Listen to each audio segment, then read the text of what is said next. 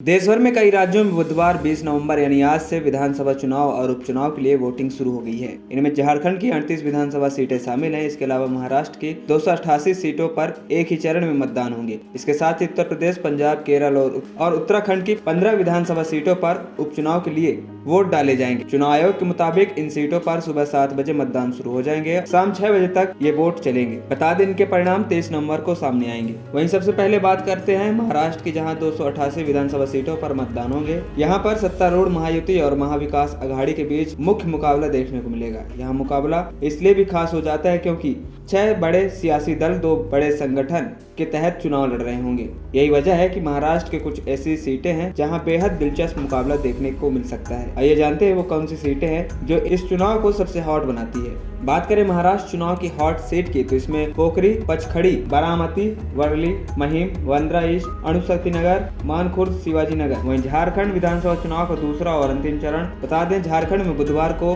कुल 81 विधानसभा सीटों में से 38 पर मतदान होगा, जिसमें भारतीय जनता पार्टी और इंडिया के बीच मुकाबला होगा। यहाँ पर पहले चरण में 43 सीटों पर मतदान हो चुके हैं। वहीं दूसरे और अंतिम चरण में झारखंड के मुख्यमंत्री हेमंत सोरेन, उनकी पत्नी कल्पना सोरेन और विपक्ष के नेता अमर कुमार बावरी, भाजपा के अलावा 500 से अधिक अन्य उम्मीदवारों के चुनावी मैदान पर उतरे हुए हैं। 2019 के विधानसभा चुनाव में मुकाबला करीबी रहा है, जिसमें झामुमो ने 30 सीटें जीती थी और भाजपा ने 25 सीटें हासिल की थी, जो 2014 में 37 से कम थी। झामुमो, कांग्रेस, रजत गठबंधन ने 43 सीटों के साथ बहुमत हासिल किया था। 4 राज्यों में होने वाले उपचुनाव की बात करें तो उत्तर प्रदेश, केरल, पंजाब, उत्तराखंड की 15 सीटों पर उपचुनाव होगा। सबसे पहले बात करें तो उत्तर प्रदेश की, यहाँ पर 9 सीटों पर मतदान होगा। इन सीटों पर 90 उम्मीदवार मैदान पर उतरेंगे, जिनमें गाजियाबाद में सबसे ज्यादा 14 उम्मीदवार हैं। लोकसभा चुनाव में खराब प्रदर्शन के बाद बीजेपी के लिए यूपी में ये सीटें जीतना बेहद जरूरी है, क्योंकि इनका सीधा असर 2027 में होने वाले विधानसभा चुनाव पर सीधा पड़ेगा।